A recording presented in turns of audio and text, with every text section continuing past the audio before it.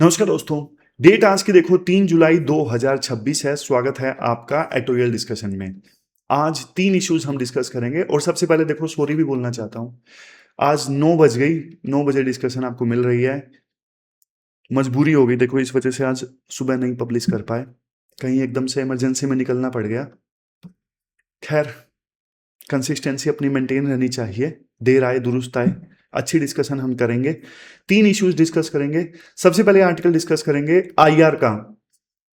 दूसरा आर्टिकल हम डिस्कस करेंगे कौन सा? दूसरा आर्टिकल हम डिस्कस करेंगे एक यूएन के पैनल की ना रिपोर्ट आई है एआई के ऊपर, वो डिस्कस करेंगे। और तीसरा आर्टिकल हम डिस्कस करेंगे कोलिजियम सिस्टम से संबंधित। ये जो बीच में आर्टिकल है ये मैंने पढ़ा बीच, फिर मैंने सोचा था ये मैं डिस्कस करूं, लेकिन ये थोड़ा पॉलिटिकल आर्टिकल है। मेन थीम यही है कि जो शर्जिल इमान है और उमर खालिद है ना, उनको बेल नहीं मिल रही है। 6 साल हो गए, 6 साल से अभी तक ट्रायल ही चल रहा है। तो ये गलत बात है। राइटर बोलते हैं इतना लंबा ट्रायल चल रहा है तो बेल मिल जानी चाहिए थी, लेकिन सुप्रीम कोर्ट ने बेल रिजेक्ट कर दी, ये कह के कि आरोप गंभीर हैं। तो राइटर बोलते हैं कि देखो ऐसे तो आप किसी को भी फंसा दोगे गंभीर आरोप लगा के, तो बेल मिलना, जस्टिस कृष्णन अय्यर ने बोला था बेल मिलना रूल होना चाहिए, एक्सेप्शन नहीं होना चाहिए, लेकिन उसके खिलाफ चला गया उमर खालिद वाला मुकदमा। तो फिर वो यही बात है मेन इस आर्टिकल में। तो इसलिए हम दूसरा इंपॉर्टेंट आर्टिकल डिस्कस कर लेंगे कोलिजियम वाला। और ये क्यूआर कोड है, स्कैन करके आप टेलीग्राम चैनल ज्वाइन कर लीजिए पीडीएफ डाउनलोड करने के लिए। चलिए डिस्कशन स्टार्ट करते हैं। आज की हमारी डिस्कशन में जो पहला इंपॉर्टेंट आर्टिकल है वो देखो आईआर से संबंधित है। इंडियन एक्सप्रेस का अजय श्रीवास्तव का आर्टिकल है। सिलेबस में जीएस पेपर सेकंड के इस टॉपिक से आर्टिकल को रिलेट कर सकते हो। पहले देखो बेसिक्स क्लियर कर लेते हैं। देखो ग्रैम एलिसन का एक कंसेप्ट है थुसाइडाइड्स ट्रैप। क्या है ये थुसाइडाइड्स ट्रैप? ग्रैम एलिसन का ये कंसेप्ट कहता है कि जब देखो एक राइजिंग पावर एक रूलिंग पावर को चैलेंज करती है ना, जैसे चाइना अब यूएस को चैलेंज कर रहा है, तो फिर देखो कन्फ्लिक्ट होना दोनों के बीच में इनएविटेबल है, मतलब अनिवार्य है, कन्फ्लिक्ट होगा ही होगा। लेकिन अभी क्या हो रहा है? आर्टिकल कहता है यूएसए जो है अब चाइना के संदर्भ में ना, चाइना के कंटेक्स्ट में अपनी जो स्ट्रेटजी है वो चेंज कर रहा है। क्यों चेंज कर रहा है? क्योंकि देखो वाशिंगटन को ना, यानी यूएस को ये समझ में आ गया है कि चाइना की मिलिट्री को या फिर चाइना की इकोनॉमी को दबाना अब अफोर्डेबल नहीं रहा। तो अब यूएसए जो है वो चाइना को नहीं कंट्रोल करना चाहता, बल्कि चाइना को एकोमोडेट करना चाहता है। क्या मतलब है इस चीज का? पहले तो यह था कि यूएस सोचता था कि हम किसी भी कीमत पे चाइना को बढ़ने नहीं देंगे, लेकिन अब यूएसए एडजस्ट करना चाहता है कि कोई बात नहीं भाई, तुम भी आ जाओ सुपर पावर वाले इन्फ्लुएंस में, स्फीयर में, और हम भी हैं, हम दोनों मिलकर वर्ल्ड पे राज करेंगे। तो अब यूएसए उस सोच में आ गया है। समझ गए? तो राइटर ये कहते हैं, आप एग्जांपल्स देखिए। यूरोप में ना, यूरोप में जो यूक्रेन वार हुआ, यहां पे यूएस का बहुत खर्चा हुआ, बहुत कॉस्ट यूएस को चुकानी पड़ी। लेकिन अब यूएस चाहता है कि यूरोप है, यूरोप अपना डिफेंस बजट बढ़ाए और नाटो में ज्यादा खर्चा करे यूरोप। अब यूएस की ये सोच है। इवन ये जो वार हुआ ना ईरान वाला, इसमें भी ये वार यूएसए के लिए बहुत कॉस्टली साबित हुआ और इसकी कीमत भी यूएस को चुकानी पड़ी, क्योंकि ईरान के आसपास सऊदी अरेबिया में, यूएई में जो यूएसए के बेस थे ना, उनके ऊपर ईरान ने अटैक किया। तो जो नुकसान हुआ वो तो हुआ ही, लेकिन भाई रेपुटेशन बहुत खराब हो गई। रेपुटेशन इसलिए खराब हो गई क्योंकि यूएई के साथ में, सऊदी अरेबिया के साथ में यूएसए ने ना सिक्योरिटी एग्रीमेंट कर रखा था कि तुम्हारी सुरक्षा मैं करूंगा। लेकिन जब युद्ध स्टार्ट हुआ तो यूएस तो भाग गया, मतलब कर नहीं इसका सुरक्षा। तो अब यूएई और सऊदी अरेबिया जैसे देशों को यह लग रहा है कि भाई ये यूएस के ऊपर रिलाय नहीं हुआ जा सकता। तो ये देश अब चाइना के साथ अपनी नजदीकियां बढ़ा रहे हैं कि कल को यूएस का ईरान के साथ झगड़ा हो तो हम चाइना को भूलें, क्योंकि चाइना और ईरान की दोस्ती है ना। तो सऊदी अरेबिया और यूएई जैसे देश चाइना को बोलेंगे भाई ईरान को रोको, हमारे ऊपर अटैक ना करें। तो इसलिए अब ये देश सऊदी अरेबिया और यूएई जैसे देश अब चाइना के साथ अपनी नजदीकियां बल्कि और ज्यादा बढ़ाएंगे। वो यूएसए के ऊपर कंप्लीटली रिलाय नहीं करेंगे क्योंकि यूएसए इनकी सुरक्षा नहीं कर सका ईरान से। अब बात करते हैं इंडो पैसिफिक की। अब कहने को देखो इंडो पैसिफिक रीजन में यूएसए के पास में सब है। ओकस है, ओकस मतलब यूके, यूएस और ऑस्ट्रेलिया का ग्रुप है। यूएसए के पास में क्वाड भी है, क्वाड मतलब जापान, ऑस्ट्रेलिया, यूएस, इंडिया का ग्रुप। लेकिन भाई फिर भी आप ग्राउंड रियलिटी देखोगे ना, ये जो ग्रुप हैं कहने को चाइना का मुकाबला करने के लिए हैं, लेकिन इन ग्रुप्स में जो मेंबर्स हैं ना, उनका आप पूछोगे सबसे बड़ा ट्रेडिंग पार्टनर कौन है, इनका सबसे बड़ा ट्रेडिंग पार्टनर चाइना ही है। आज भी एशिया की जो मैन्युफैक्चरिंग सप्लाई चेन है ना, जो सामान वगैरह आता है वो चाइना से ही आता है। तो ये देश कभी चाइना से सीधा सीधा नहीं टकराएंगे। अभी हाल ही में ना मलेशिया यूएस की ट्रेड डील से पीछे हट गया। तो ये सबूत है कि कोई भी देश भाई यूएसए के गोल्स के लिए इकोनॉमिक कीमत नहीं चुकाना चाहता, इसीलिए मलेशिया पीछे हट गया यूएसए की ट्रेड डील से। समझ गया? तो अब देखो जो बात मैंने आपको पहले बताई ना, यूएसए को अब लिमिट समझ में आ गई है, उसने अपनी चाइना स्ट्रेटेजी बदल दी है। अब वो चाइना से लड़ नहीं रहा है, चाइना का मुकाबला नहीं कर रहा है। अब वो G2 बना के यानी ग्रुप 2 बना के चाइना को एकोमोडेट कर रहा है कि भाई तुम भी आ जाओ, दोनों मिलके दुनिया पे राज करेंगे। आप देखो यूएसए अब ताइवान के इशू पर ज्यादा नहीं बोलता, यूएसए अब इवन क्वाड के इशू पे भी ज्यादा नहीं बोलता। क्यों? क्योंकि वो चाइना को नाराज नहीं करना चाहता। समझ गए? अब बात करें इंडिया के संदर्भ में यूएसए की पॉलिसी कैसे चेंज हुई है। देखो पिछले 20 सालों से ना यूएस की इंडो पैसिफिक स्ट्रेटेजी के लिए ना इंडिया सेंट्रल पिलर था। पिछले 20 सालों से यूएस को यह लगता था कि हम चाइना को काउंटर करेंगे, चाइना का मुकाबला करेंगे इंडिया की सहायता से। लेकिन अब यूएसए शिफ्ट कर गया है अपनी इस सोच से। अब यूएसए ना इंडिया को एक स्ट्रेटेजिक पार्टनर नहीं मानता कि हाँ इंडिया की सहायता से चाइना का मुकाबला करेंगे, नहीं। अब यूएस इंडिया को सिर्फ एक बड़ी मार्केट के रूप में देख रहा है कि 140 करोड़ का देश है, एक बड़ी मार्केट है इंडिया हमारे लिए। समझ रहे हो? तो ये दिक्कत वाली चीज है। 7 फरवरी को ना इंडिया और यूएस का ज्वाइंट स्टेटमेंट आया और इस स्टेटमेंट में यूएस जानते हो क्या कहते हैं? यूएस ये कहता है इंडिया को अपने जो इकोनॉमिक इंटरेस्ट है या फिर सिक्योरिटी इंटरेस्ट है वो यूएसए के हिसाब से अलाइन कर लेने चाहिए। क्यों भाई? क्यों अलाइन करें? तुम्हारे हिसाब से तुम कौन हो? तो यूएसए अब इंडिया को एक बड़ा मेजर अलाय नहीं देख रहा है, दोस्त नहीं देख रहा है, उसको अपना चेला देख रहा है कि हाँ भाई ये तो बड़ी मार्केट है और इंडिया हमारे स्फीयर ऑफ इन्फ्लुएंस में है, मतलब हमारे दबदबे में है। ऐसा यूएस इंडिया को देख रहा है। और देखो इंडिया के इमीडिएट पड़ोस में क्या हो रहा है? चाइना की स्ट्रिंग ऑफ पर्ल्स पॉलिसी है। स्ट्रिंग ऑफ पर्ल्स पॉलिसी में क्या है? चाइना हमारे आस पड़ोस के जो हमारे नेबरिंग कंट्रीज है ना, वहां पे उसने पोर्ट्स और इंफ्रास्ट्रक्चर का जाल बिछा के रखा है ताकि समय आने पे उस इंफ्रास्ट्रक्चर का इंडिया के अगेंस्ट यूज किया जा सके। तो पिछले 10 सालों में चाइना ने ये स्ट्रिंग ऑफ पर्ल्स का जाल और भी मजबूत कर लिया है, जिससे सीपैक है, सीपैक जो यहां से गुजर रहा है पाकिस्तान से और हमारे कश्मीर से होकर गुजर रहा है, जम्मू एंड कश्मीर से, लेकिन अब वो एरिया भी पाकिस्तान के अंडर है। बेल्ट एंड रोड इनिशिएटिव के प्रोजेक्ट नेपाल, बांग्लादेश, मालदीव से होकर गुजर रहे हैं। कोलंबो पोर्ट सिटी, हम्बनतोता पोर्ट, ये स्ट्रिंग ऑफ पर्ल्स के एग्जाम्पल हैं। तो चाइना स्ट्रिंग ऑफ पर्ल्स पे काम कर रहा है। और दूसरा इवन देखो यूएसए भी साउथ एशिया में घुस रहा है। ट्रेडिशनली देखो साउथ एशिया जो था वो हमारा स्फीयर ऑफ इन्फ्लुएंस था कि ये तो इंडिया का एरिया है, लेकिन अब यूएस भी इस एरिया में घुसने की कोशिश कर रहा है। यूएसए हमारे छोटे छोटे पड़ोसी देशों के साथ में जैसे बांग्लादेश, श्रीलंका, नेपाल, मालदीव के साथ में डिफेंस, डिजिटल और इंफ्रास्ट्रक्चर डील साइन कर रहा है। भाई ये इंडिया के लिए अच्छी चीज नहीं है क्योंकि वो हमारा एरिया है। अभी आप देखो इंडिया में यूएस के जो एम्बेसडर थे ना, सर्जियो गोर, इनको इंडिया के साथ साथ साउथ एशिया और सेंट्रल एशिया का भी एम्बेसडर एनवॉय नियुक्त कर दिया गया। मतलब यूएसए इस पूरे रीजन को इंटीग्रेट करके देख रहा है।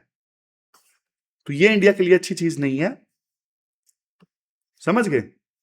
और हमारी जो लीवरेज है ना हमारे छोटे छोटे पड़ोसी देशों के ऊपर कम हो रही है। क्योंकि देखो इस रीजन में मान लो साउथ एशिया में इंडिया, चाइना और यूएसए, ये सारे देश हमारे पड़ोसी देशों के साथ में मान लो डेवलपमेंट के प्रोजेक्ट साइन करेंगे, तो भाई ये हमारे पड़ोसी देश हमारी बात क्यों मानेंगे? ये पहले चाइना ऑप्शन खेलते थे हमारे अगेंस्ट कि भाई तुम हमें पैसा देते हो तो दो, नहीं तो हम चाइना के पास चले जाएंगे। तुम हमारी बात मानते हो तो मानो, नहीं तो चाइना के पास हम चले जाएंगे। तो इंडिया डरता क्या ना करता वाली अप्रोच पे चलता और इनकी बात मान लेता। लेकिन अब तो यूएसए भी पिक्चर में आ गया है साउथ एशिया में। तो ये अब छोटे छोटे देश, हमारे पड़ोसी देश, इवन यूएसए कार्ड भी खेलेंगे हमारे अगेंस्ट। पाकिस्तान का आप एग्जांपल लीजिए, पाकिस्तान का यूज करते हैं दोनों, यूएसए भी और चाइना भी इंडिया के अगेंस्ट पाकिस्तान का यूज करते हैं। पाकिस्तान ने अपने आप को देखो स्विंग स्टेट के तौर पे रिप्रेजेंट कर दिया है। वो कभी US, China, Saudi Arabia, Qatar, Turkey, Iran, किसी के साथ भी जुड़ जाता है, सबके साथ में अच्छे रिलेशन मेंटेन कर रहा है। एकमात्र मुस्लिम कंट्री जिसके पास में न्यूक्लियर पावर है। शिया स्टेट से भी उसकी बनती है, सुन्नी स्टेट से भी उसकी बनती है। तो पाकिस्तान का बल्कि कद बड़ा है, अदरवाइज तो पाकिस्तान को कोई पूछता तक नहीं था। और इंडिया की साउथ एशिया रियलिटी आप चेक करोगे, वैसे तो देखो हमारे पड़ोसी देशों के साथ में इंडिया का ट्रेड बढ़ा है, लेकिन हमारा इन्फ्लुएंस उनके ऊपर नहीं बढ़ा है। ट्रेड सरप्लस है हमारा हमारे पड़ोसी देशों के साथ में, लेकिन उनकी हमारे ऊपर इतनी डिपेंडेंसी नहीं है कि भाई वो हमारी सारी बातें माने। जैसे सार्क एक ऑर्गेनाइजेशन है, डिसफंक्शनल है, कोई काम का नहीं है। क्यों? क्योंकि इंडिया पाकिस्तान दोनों जो मेंबर हैं सार्क के, उनकी बनते नहीं है आपस में, उस वजह से ये सार्क ऑर्गेनाइजेशन ठंडे बस्ते में पड़ा है। तो इंडिया को क्या करना चाहिए? सबसे पहले भाई इंडिया अपना इकोनॉमिक बेस मजबूत करे। इंडिया ये ना मान के चले कि हाँ भाई यूएस हमारा दोस्त है अच्छा और चाइना के अगेंस्ट हमारा साथ देगा। ना भाई, यूएस का कोई दोस्त नहीं है, वो सिर्फ अपना फायदा देखता है। तो सबसे पहली चीज, हम हमारी इकोनॉमी को मजबूत करें।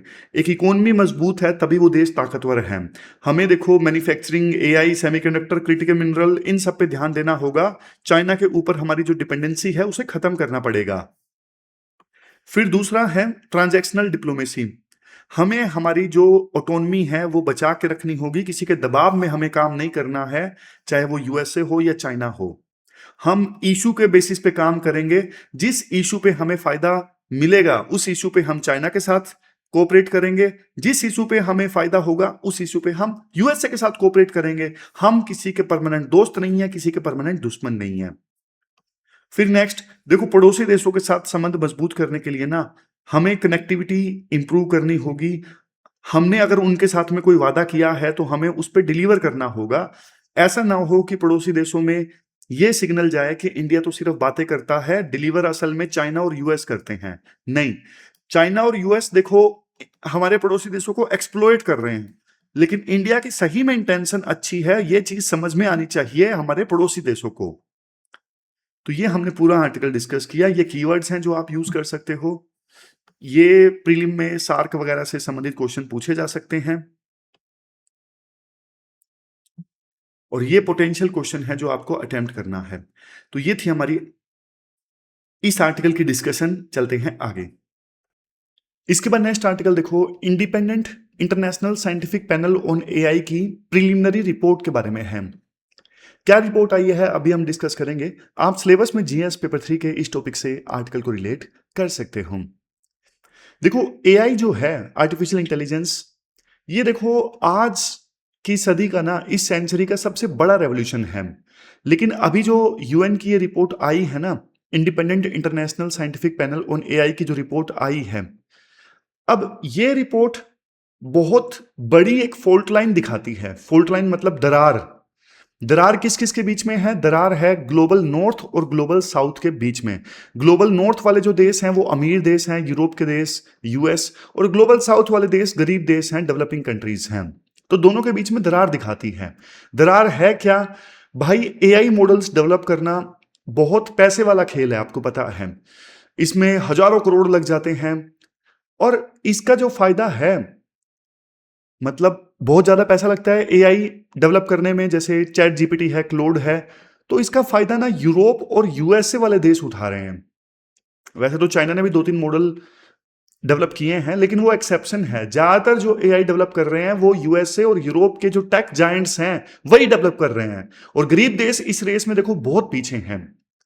वो इन चैट जीपीटी और क्लोड जैसे मॉडल्स को अच्छे से रेगुलेट तक नहीं कर पा रहे हैं, बनाना तो दूर की बात है, रेगुलेट तक नहीं कर पा रहे हैं। तो अब देखो इमर्जिंग जो कंट्रीज है ना, उनके पास सिर्फ 2 ऑप्शंस हैं। पहला ऑप्शन ये है कि भाई या तो वो बाकी चीजों पे ध्यान छोड़ के, जैसे इंडिया में इंफ्रास्ट्रक्चर डेवलप ना करें, गरीबी ना मिटाएं, एआई पे ध्यान दें। या तो उनके पास में ये ऑप्शन है कि डोमेस्टिक इन्वेस्टमेंट को छोड़ के एआई पे इन्वेस्ट करें। दूसरा ऑप्शन उनके पास में ये है कि वो जो ये टेक जायंट्स है ना, ओपन एआई जैसे, चैट जीपीटी जैसे, इनकी जो टर्म्स एंड कंडीशंस हैं वैसे का वैसा मान ले। लेकिन देखो दोनों ही जो ऑप्शन है वो खराब ऑप्शंस हैं। और देखो एक देश एआई में सुपर पावर अगर बनना चाहता है ना, तो उसे 3 चीजें चाहिए। पहला, एबंडेंट इलेक्ट्रिसिटी, क्योंकि जो एआई डेटा सेंटर्स है ना बहुत ज्यादा पावर कंज्यूम करते हैं। एक आम देश का जो इंफ्रास्ट्रक्चर है वो फेल हो जाएगा अगर मान लो वो एआई की तरफ प्रेजेंट इलेक्ट्रिसिटी कैपेसिटी को डाइवर्ट करेगा, तो अलग से इलेक्ट्रिसिटी कैपेसिटी चाहिए। फिर दूसरा, हाईली कैपिटलाइज्ड फर्म्स। एआई में देखो बहुत रेयर टैलेंट चाहिए, लिमिटेड लोग हैं जिनको बहुत ज्यादा नॉलेज है एआई के बारे में। ऐसी कंपनीज चाहिए जो टॉप इंजीनियर्स को करोड़ों की सैलरी दे सकें। क्या हमारे देश में अभी ऐसी कंपनीज हैं जो एआई इंजीनियर्स को करोड़ों की, अरबों की सैलरी दे सकते हैं? नहीं दे सकते। मतलब मुश्किल है ऐसी कंपनीज इंडिया में।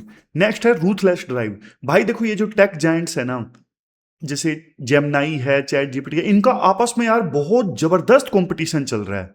इतना जबरदस्त कंपटीशन चल रहा है इनके बीच में, हर महीने नई मॉडल इनका आ जाता है। तो ये जो कंपटीशन है बहुत महंगा कंपटीशन है, बहुत अरबों अरबों रुपए ये टेक जायंट्स खर्च कर रहे हैं कंपटीशन जीतने के लिए। अब इसके बाद राइटर बोलते हैं देखो सोशल मीडिया ना बहुत धीरे धीरे इवोल्व हुआ। सोसाइटी के पास में ना बहुत समय था सोशल मीडिया को देखने का, डिबेट करने का, अल्टीमेटली उसे रेगुलेट करने का। लेकिन एआई बहुत ज्यादा तेजी से, बुलेट ट्रेन की स्पीड से एआई इवोल्व हो रहा है।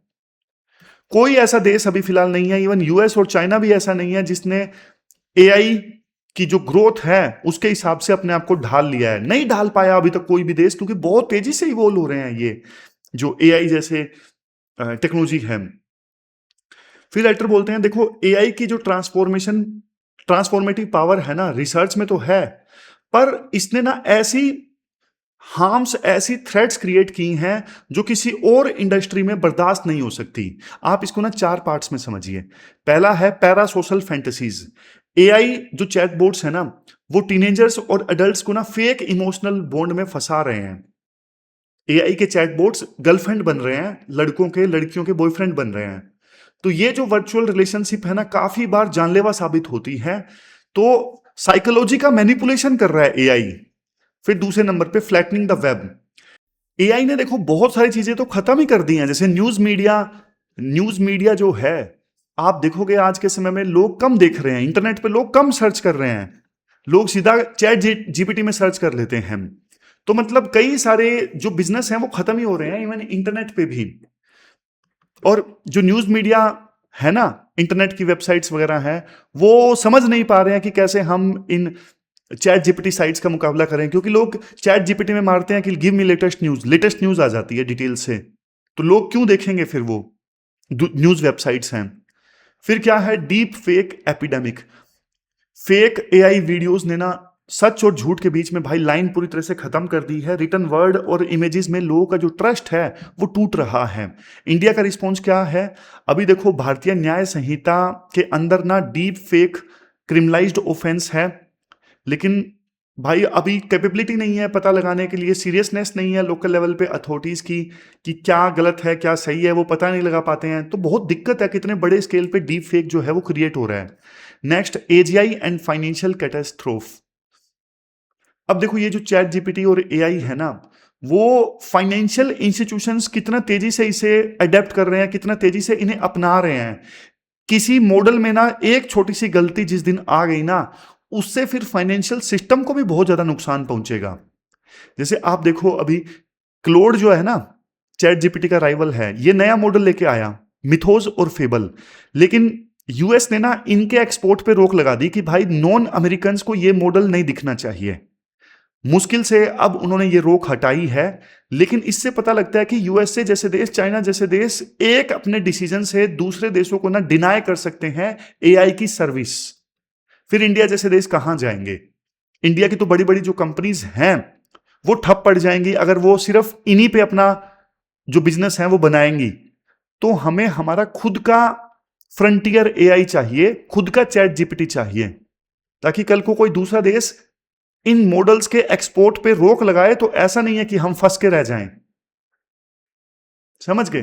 तो लास्ट में राइटर बोलते हैं कि देखो, टेक डेवलपमेंट में ना इंडिया काफी पीछे रह गया था, लेकिन एआई टेक्नोलॉजिकल टूल नहीं है, एआई तो जबरदस्त जियो स्ट्रेटेजिक एसेट है। तो इसलिए जो ये अभी के एआई फर्म्स हैं, ना सिर्फ हमें उन्हें अकाउंटेबल बनाना पड़ेगा, बल्कि एआई में सेल्फ रिलायंस भी जल्द से जल्द हासिल करनी पड़ेगी। अदरवाइज आने वाले सालों में ना इंडिया को एक बड़ी कीमत इसकी चुकानी पड़ेगी। तो ये पूरा आर्टिकल हमने डिस्कस किया। ये यूपीएससी ने 2020 में क्वेश्चन पूछा था। ये क्वेश्चन आपको पोटेंशियल क्वेश्चन है मेंस का, जो आपको अटेम्प्ट करना है। ये है क्वेश्चन नंबर 2। चलते हैं आगे। इसके बाद नेक्स्ट आर्टिकल देखो, कोलिजियम सिस्टम वाला है। आप ना सिलेबस में जीएस पेपर 2 के इस टॉपिक से आर्टिकल को रिलेट कर सकते हो। कोलिजियम सिस्टम आपको पता है, सुप्रीम कोर्ट में जैसे जजेस की अपॉइंटमेंट हाल ही में हुई, अब टोटल जो जजेस हैं सुप्रीम कोर्ट में 38 हैं। कोलिजियम सिस्टम में क्या होता है, सीजीआई प्लस में 4 जो सीनियर मोस्ट जज हैं वो डिसाइड करते हैं कि सुप्रीम कोर्ट में जज कौन बनेगा। तो ये कोलिजियम है। कोलिजियम सिस्टम का प्रोविजन देखो संविधान में नहीं था, ये 1993 में फर्स्ट जज केस में निकल के आया। फिर उस समय सुप्रीम कोर्ट ने ये बोला था सीजीआई प्लस में 2 सीनियर मोस्ट जज जो हैं वो जजेस की अपॉइंटमेंट करेंगे सुप्रीम कोर्ट में। और लेकिन प्रेसिडेंट ने फिर इस जजमेंट पे ओपिनियन मांगी, एडवाइजरी ओपिनियन। तो सेकंड जज केस की जजमेंट आई 1998 में, जिसमें सुप्रीम कोर्ट ने बल्कि इसे एक्सपेंड कर दिया, बोला कि हाँ ये सही है, कोलिजियम ही जजेस की अपॉइंटमेंट करेगा सुप्रीम कोर्ट में, मतलब सिलेक्ट करेगा, अपॉइंटमेंट तो प्रेसिडेंट करते हैं। लेकिन संख्या बढ़ा दी जजेस की कोलिजियम में। 1993 की जजमेंट में सुप्रीम कोर्ट ने बोला था सीजीआई प्लस में 2 सीनियर मोस्ट जज, लेकिन 1998 में बोल दिया सीजीआई प्लस 4 सीनियर मोस्ट जज। तो अब सीजीआई प्लस में 4 सीनियर मोस्ट जज जो हैं वो सिलेक्ट करते हैं कौन सुप्रीम कोर्ट में जज बनेगा। और सेंट्रल गवर्नमेंट ने देखो इसे बदलने की कोशिश की। सेंट्रल गवर्नमेंट 2015 में एक कमीशन लेके आया, नेशनल जुडिशियल अपॉइंटमेंट कमीशन। ये जो कमीशन है वो डिसाइड करे कौन जज बनेगा सुप्रीम कोर्ट में। लेकिन जब ये कमीशन बना और जिस कॉन्स्टिट्यूशनल अमेंडमेंट के साथ बना, तो सुप्रीम कोर्ट ने उस कॉन्स्टिट्यूशनल अमेंडमेंट को स्ट्राइक डाउन कर दिया और बोला कि नहीं भाई, हम ही डिसाइड करेंगे, कोलिजियम सिस्टम जो है वो सही है, वही डिसाइड करेगा कि कौन जज बनेगा सुप्रीम कोर्ट में और कौन नहीं बनेगा। तो वही अब चला आ रहा है एनजेईसी, यानी नेशनल जुडिशियल अपॉइंटमेंट कमीशन के स्ट्राइक डाउन होने के बाद में कोलिजियम वैसा का वैसा चला आ रहा है। ये सारा मैंने आपको कहानी बता दी। अब राइटर ये बोलते हैं इस आर्टिकल में कि भाई कमियां हैं कोलिजियम में, फ्लाज हैं। फ्लाज क्या क्या है? सबसे पहले वीक अकाउंटेबिलिटी। अब मान लो सीजीआई प्लस में 4 सीनियर मोस्ट जजेस का ये कोलिजियम है, उसने किसी को जज चुना सुप्रीम कोर्ट में जज बनने के लिए, किसी पर्सन को चुना, किसी जज को सिलेक्ट किया कि भाई तुम सुप्रीम कोर्ट में जज बन जाओ। लेकिन अपने इस डिसीजन के लिए क्या कोलिजियम आंसरेबल है? नहीं है। उन्होंने गलत चॉइस ली, अच्छी चॉइस ली, उनकी कोई जवाबदेही नहीं है, वो किसी के प्रति आंसरेबल नहीं है।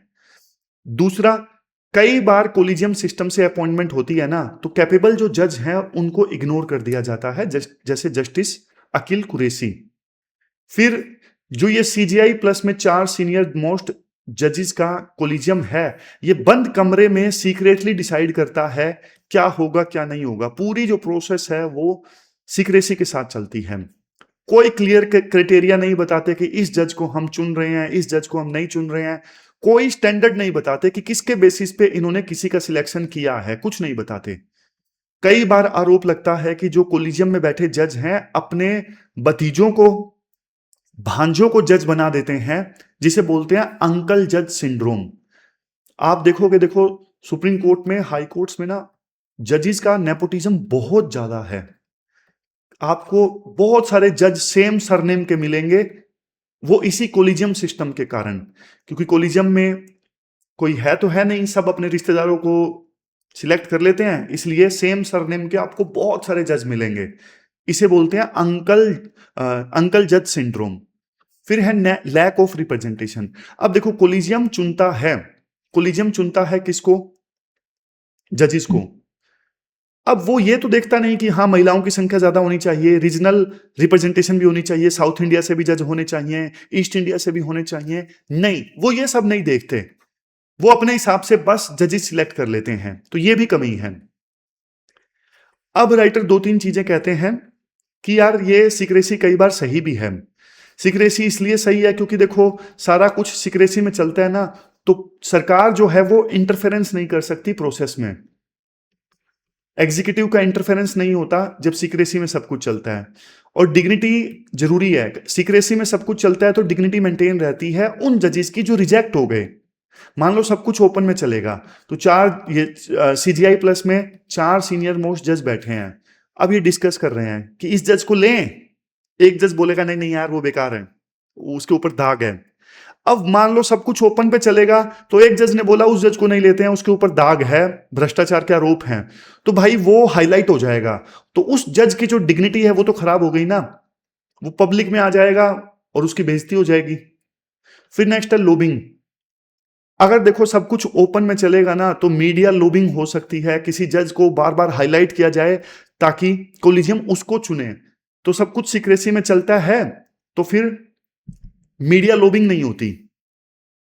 तो कई बार ये सीक्रेसी के फायदे भी हैं। वे फॉरवर्ड क्या है? वे फॉरवर्ड देखो ये है, ट्रांसपेरेंट क्राइटेरिया होना चाहिए जिसके बेसिस पे वो जजेस को सिलेक्ट कर रहे हैं कि हाँ भाई ये हम चीजें देख रहे हैं। जैसे यूपीएससी भी ट्रांसपेरेंट नहीं है किन मुद्दों पे वो कैंडिडेट्स को इंटरव्यू में मार्क्स देती है। ये सब ट्रांसपेरेंट होना चाहिए, ऑब्जेक्टिव क्राइटेरिया होना चाहिए ताकि पता लग सके इस जज को सिलेक्ट क्यों किया, दूसरे को क्यों नहीं किया। पब्लिक डिसेंट, जो भी जज, अब सीजीआई प्लस में 4 सीनियर मोस्ट जज का कोलिजियम होता है, तो कोई भी जज डिसेंट नोट अगर लिखता है ना कि हाँ मैं नहीं इस जज को हायर करने के फेवर में, मैं नहीं चाहता इस जज को सिलेक्ट किया जाए, तो वो डिसेंट नोट पब्लिक किया जाना चाहिए। डाइवर्सिटी इंप्रूव हो, रीजनल डाइवर्सिटी इंप्रूव हो, जेंडर जो रिप्रेजेंटेशन है वो इंप्रूव हो। फिर नेक्स्ट है इंटरनल रिफॉर्म्स। चेंज देखो जुडिशरी के अंदर से आना चाहिए, और कहते हैं ना सनलाइट इज बेस्ट डिसइंफेक्टेंट। अगर जुडिशरी अपने आप को क्लीन रखे तो वो सबसे बेस्ट है। समझ गए? तो ये कीवर्ड्स हैं जो आप आंसर में आप यूज कर सकते हो। Institutional anxiety, least imperfect mechanism, ये सब आप यूज कर सकते हो। और ये क्वेश्चन यूपीएससी ने पूछा था 2019 में। ये तीसरा क्वेश्चन है जो आपको अटेम्प्ट करना है। ये थी हमारी आज की डिस्कशन। कल मिलते हैं फिर से एक नई डिस्कशन के साथ। तब तक आप अपना ध्यान रखिए, अच्छे से पढ़िए। Thank you very much for discussion.